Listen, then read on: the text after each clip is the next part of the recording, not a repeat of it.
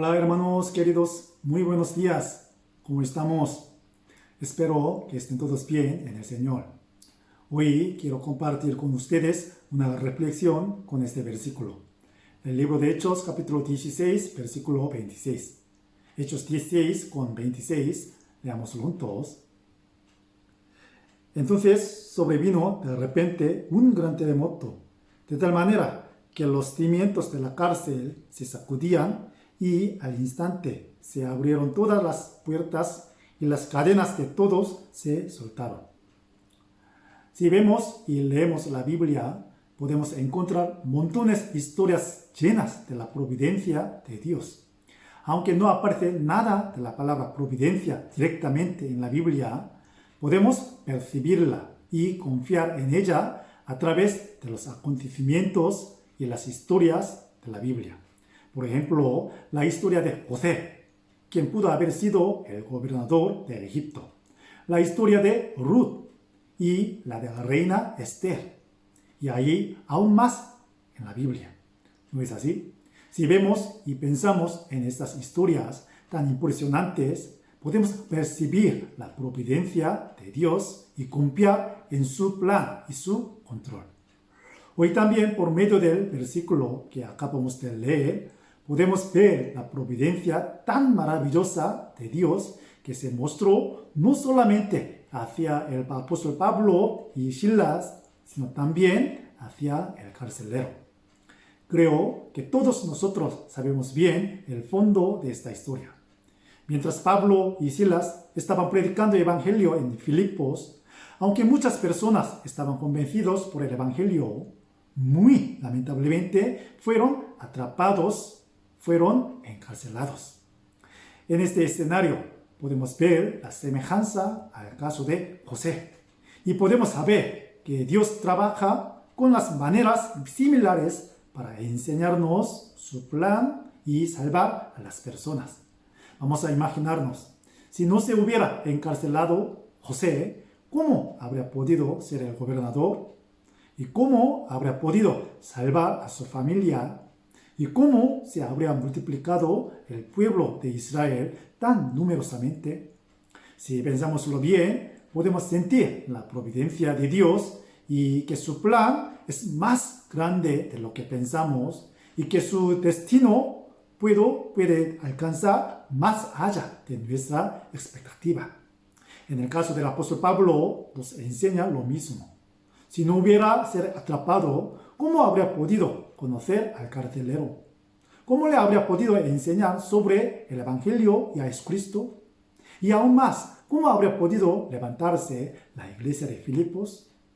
Para el apóstol Pablo y Silas, personalmente, esta experiencia de prisión fue muy dura y difícil. ¿Qué hicieron? Solo predicaron el Evangelio según el mandato del Señor, obedeciendo su voluntad. Pero ¿cuál fue la consecuencia? Fueron detenidos como criminales y fueron azotados mucho y encarcelados en el calabozo profundo y oscuro. Parecía que ya perdieron la esperanza. Parecía que solo les esperaba la condenación. Pero, ¿qué les pasó? Todos nosotros sabemos muy bien el resultado, ¿verdad? Muy impresionante. Entre el versículo de hoy me llaman la atención algunas palabras. De repente, gran terremoto y se sacudieron los cimientos. ¿Por qué se han escrito estas palabras? Lo he meditado esta semana.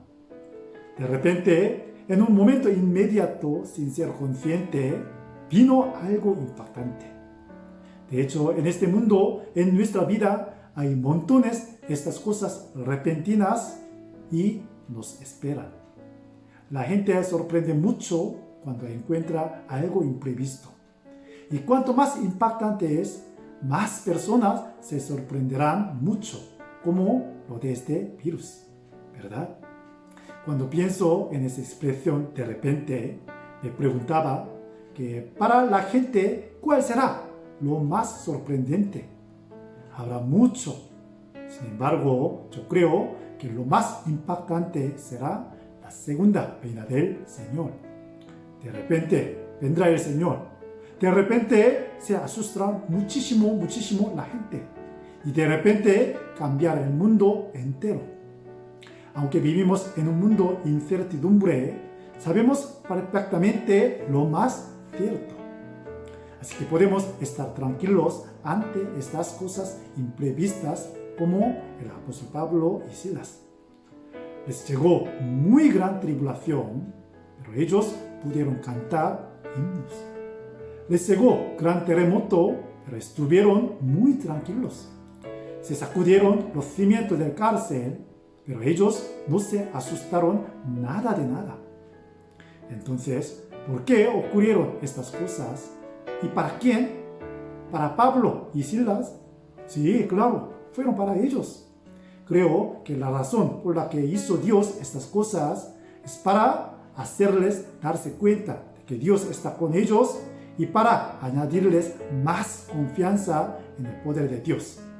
Pero pienso personalmente, para ellos no hacía falta tanto estas cosas, porque pese a sin estos incidentes, Dios podrá sacarlos. Entonces, ¿por qué Dios lo hizo? Creo que un motivo más llamativo de este acontecimiento es que fue para el carcelero. Al principio, él pensaba que Pablo y Silas eran molestos para los romanos, aunque no fueran criminales. Y Pablo y Silas no le dieron ninguna importancia a él. ¿Qué creen ustedes? Mientras estaba escuchando los cantos de Pablo y Silas en la plena noche, ¿cómo habrá pensado él sobre ellos? Son muy agradables, los cantos son muy bonitos. De verdad, el Dios que les puso aquí el calabozo existe. Y ese Dios es muy digno de recibir la alabanza por lo que hizo por ellos. ¿Habría pensado de esta manera? No lo creo. Por el contrario, muy probablemente habría pensado que fueron locos, se perdieron la cabeza y el Dios que les puso en el cárcel no existe. ¿Es así? Por lo tanto, para cambiar su pensamiento, tanto sobre Dios como ellos, Dios hizo estas cosas tremendas.